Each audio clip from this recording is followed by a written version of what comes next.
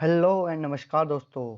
स्वागत है आपका एच वी जनरल नॉलेज 53 के इस वीडियो लेक्चर में। आज हम फिर आपके लिए लेके आए हैं Himachal Pradesh staff selection commission द्वारा आयोजित जूनियर ऑडिटर परीक्षा, जो कि दिनांक 20 सितंबर 2020 को आयोजित की गई थी। उसके हम हिमाचल जीके और इंडिया जीके के प्रश्न की आंसर की आपके लिए लेके आए हैं, जो कि तैयार की गई है हमारे टीम मेंबर अमित सियाल जी द्वारा। तो अमित सियाल जी के लिए एक लाइक जरूर दें इस वीडियो के, और इस वीडियो को अंत तक जरूर देखें, अपने दोस्तों के साथ शेयर करें, क्योंकि ये वीडियो जो है वो आने वाले प्रतियोगी परीक्षाओं के लिए बहुत ही इंपॉर्टेंट होने वाली है। क्योंकि Himachal Pradesh staff selection commission में जो है वो प्रश्न जो है रिपीट होते रहते हैं। तो ज़्यादा विलंब ना करते हुए आइए हम चलते हैं वीडियो की तरफ। इसमें हमारा पहला प्रश्न जो है वो है कि according to Herzberg's motivation hygiene theory employ salary क्या है। तो हसबर्ग की प्रेरणा के अनुसार जो एम्प्लॉय की सैलरी है वो है एक हाइजीन फैक्टर, यानी कि ऑप्शन ए जो है सही है। हमारा अगला प्रश्न है who was the most powerful in value chain. तो वैल्यू चेन में सबसे पावरफुल जो है गुड सप्लाई होती है, तो सप्लायर यानी कि इसका ऑप्शन ए जो है वो सही है। हमारा अगला प्रश्न है एंटरप्रेन्योर इज। तो एंटरप्रेन्योर जो है एक लाभ खोजने वाला प्रबंधक होता है, तो इसका भी ऑप्शन ए जो है वो बिल्कुल सही है। हमारा अगला प्रश्न है सिंधु घाटी सभ्यता का सामान्य लक्षण क्या था। तो सिंधु घाटी सभ्यता का सामान्य लक्षण जो था वो शहरी व्यवस्था था, यानी कि इसका ऑप्शन भी ए सही है। हमारा अगला प्रश्न है भारत में निर्मित आखिरी यानी कि अंतिम बुद्ध धर्म की रचना कौन सी थी। तो भारत में निर्मित अंतिम बुद्ध धर्म की जो रचना थी वो थी वामस्तवकाशिनी। तो अतः इसका भी ऑप्शन डी जो है वो बिल्कुल सही है। हमारा अगला प्रश्न है महाबलीपुरम की स्थापना किसने की थी। तो महाबलीपुरम की जो स्थापना की थी वो पल्लवों ने की थी। तो ऑप्शन इसका ए सही है।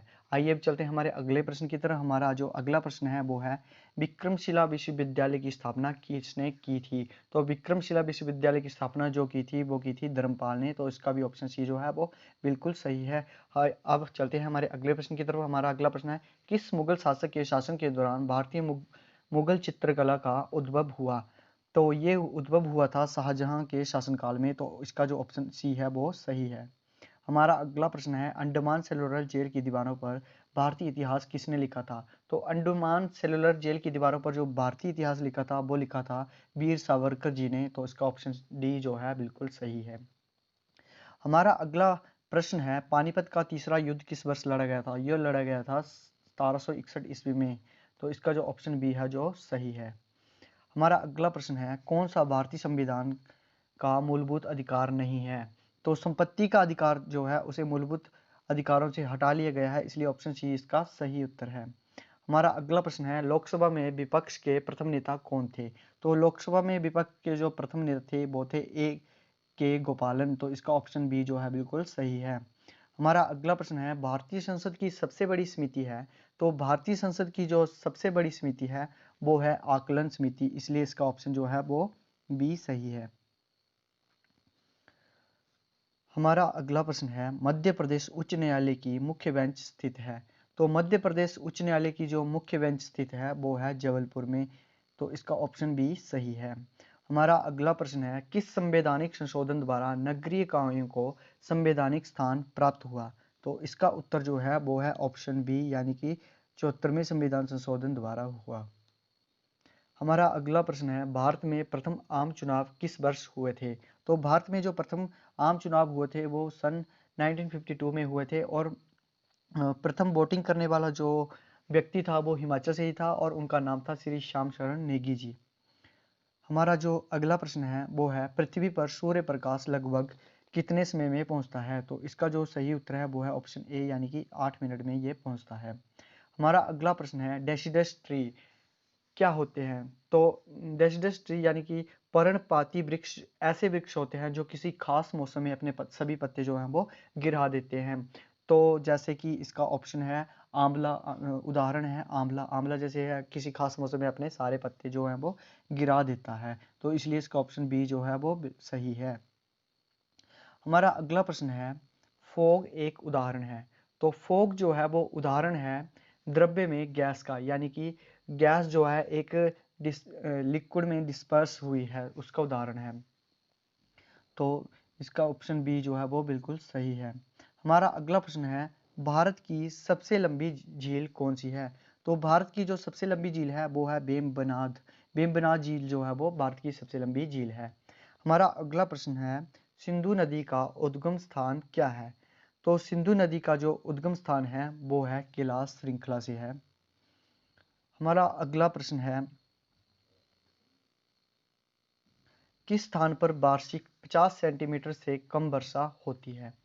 तो ये सबसे कम वर्षा जो होती है वो होती है लेह में। लेह में सबसे कम वर्षा होती है, ये होती है 149 मिलीमीटर, जो कि 50 सेंटीमीटर से बहुत ही ज़्यादा कम है।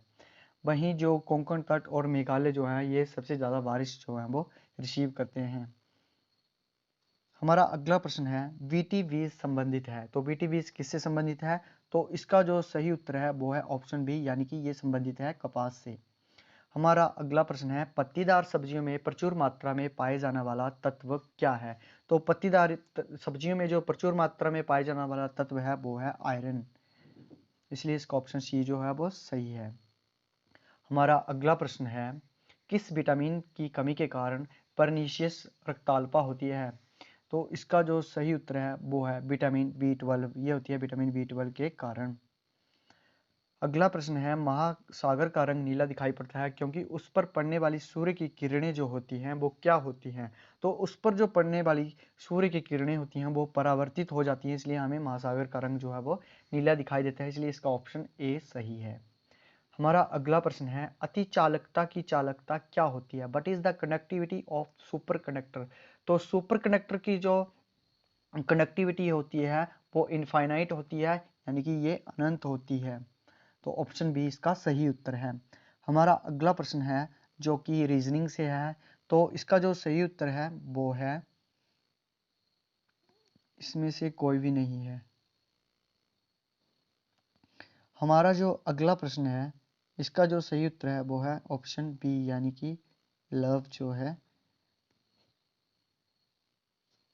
हमारा अगला प्रश्न है, सूरज कुंड अंतर्राष्ट्रीय हस्तकला मेला ध्वज पोत वार्षिक घटना है जो हाल ही में इस राज्य द्वारा आयोजित की गई। तो इसकी ये जो आयोजित की गई थी वो हरियाणा द्वारा आयोजित की गई थी और थीम राज्य जो था इसमें हिमाचल प्रदेश था। आइए चलते हैं हमारे अगले प्रश्न की तरफ। हमारा अगला प्रश्न जो है वो कि हाल ही में भारत की सर्वोच्च न्यायालय ने नामीबिया से किस प्राणी को भारत में निवास में प्रवेश कराने की अनुमति दी है? तो सर्वोच्च न्यायालय ने अनुमति दी है अफ्रीकी चीते को दी है, अतः ऑप्शन सी जो है वो सही है। हमारा अगला प्रश्न कि ऑक्सफोर्ड यूनिवर्सिटी प्रेस द्वारा किस हिंदी शब्द को 2019 ऑक्सफोर्ड हिंदी वर्ड चुना गया है? तो ये चुना गया है संविधान शब्द को, अतः ऑप्शन बी जो है वो सही है। अगला प्रश्न कि हिमाचल प्रदेश किस वर्ष पार्ट सी राज्य बना? तो हिमाचल प्रदेश पार्ट सी राज्य बना था सन 1951 में ये बना था, ऑप्शन सी सही है। हिमाचल प्रदेश का राज्य पक्षी क्या है? तो हिमाचल प्रदेश का जो राष्ट्रीय पक्षी है वो है वेस्टर्न ट्रैगोपन, जिसे जजुराना भी कहा जाता है, यानी कि ऑप्शन सी जो है वो सही है। हमारा अगला प्रश्न है, हिमाचल प्रदेश प्रशासनिक ट्रिब्यूनल के प्रथम सभापति कौन थे? तो ये एच.एस. ठाकुर जी थे। हमारा अगला प्रश्न है, हिमाचल प्रदेश की प्रथम भूमिगत जल विद्युत परियोजना क्या है? तो ये संजय बाबा जल विद्युत परियोजना है, अतः ऑप्शन डी जो है वो बिल्कुल सही है। हमारा अगला प्रश्न है कि Chandrakhani pass is located in which district of Himachal Pradesh? तो चंद्रखानी पास जो है वो हिमाचल प्रदेश के कुल्लू जिले में स्थित है, अतः ऑप्शन डी जो है वो सही है। हमारा अगला प्रश्न है, हिमाचल प्रदेश के किस जिले में लिंगटी घाटी स्थित है? तो लिंगटी घाटी जो है वो लाहौल स्पीति में स्थित है, ऑप्शन ए सही है। रावी नदी का वैदिक नाम क्या है? तो रावी नदी का जो वैदिक नाम है वो पुरुषनी है। हमने हिमाचल प्रदेश की सारी नदियों पर एक बहुत ही सुंदर वीडियो बनाई है, आप उसको हमारे चैनल में जाके देख सकते हैं और उसका जो लिंक है मैंने आई बटन पर दे दिया है। हमारा अगला प्रश्न है, who the founder of the princely state Dhami was? तो धामी राशि राज्य के संस्थापक कौन थे? तो धामी राशि राज्य के संस्थापक जो थे वो गोविंद पाल थे और इन्होंने हालों को धामी की राजधानी बनाया था। हमारा अगला प्रश्न है कि तारागढ़ का किला किसने बनाया था? तो तारागढ़ का किला जो बनाया था वो ऑप्शन ए, यानी कि जगत सिंह ने बनाया था। हमारा अगला प्रश्न है, संगोली संधि कब हुई थी? तो संगोली संधि जो हुई थी सन 1815 में हुई थी, ऑप्शन बी जो है वो सही है। हमारा अगला प्रश्न है, भारत की मशरूम सिटी कौन सी है? तो भारत की मशरूम सिटी जो है वो सोलन को कहा जाता है। हमारा जो अगला प्रश्न है कि Nargu wildlife sanctuary is located in which district of Himachal Pradesh? तो नारगू वन्यजीव अभ्यारण्य जो है वो मुख्यतः मंडी जिले में स्थित है, इसलिए ऑप्शन बी सही है। वैसे नारगू की जो सीमाएं हैं वो कुल्लू, मंडी और कांगड़ा से लगती हैं और इसमें इसका अधिकतर हिस्सा जो है वो मंडी में है और कुछ हिस्सा जो है इसका वो कुल्लू में भी है। हमारा अगला प्रश्न है, लाहौल का आखिरी गांव क्या है? तो सारचू रावले जो है वो लाहौल का आखिरी गांव है। अगला प्रश्न है, हिमाचल प्रदेश सरकार द्वारा किस वर्ष मुख्यमंत्री प्रोत्साहन योजना शुरू की गई? और अगला प्रश्न जो है वो है कि थोडा क्या है? तो थोडा जो है वो एक युद्ध नृत्य है, अतः ऑप्शन बी जो है वो सही है। हमारा अगला प्रश्न है, he died by inches repenting his crime. तो इसका जो ऑप्शन है वो है बी, बाई। हमारा अगला प्रश्न है, meaning of the idiom to give up the ghost is. तो इसका जो उत्तर है वो है टू डाई। तो ऑप्शन सी सही है। वहीं अगला प्रश्न जो लास्ट प्रश्न है वो है, एंटोनिम ऑफ प्रेजेंट इज। तो इसका जो सही उत्तर है वो है ऑप्शन ए, यानी कि रिस्पेक्टफुल।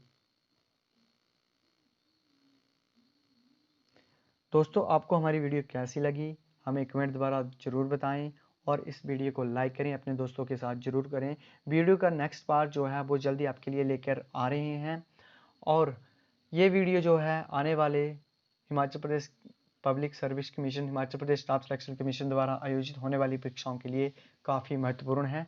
तो वीडियो को जरूर शेयर करें, लाइक करें। जय हिंद, जय भारत, धन्यवाद।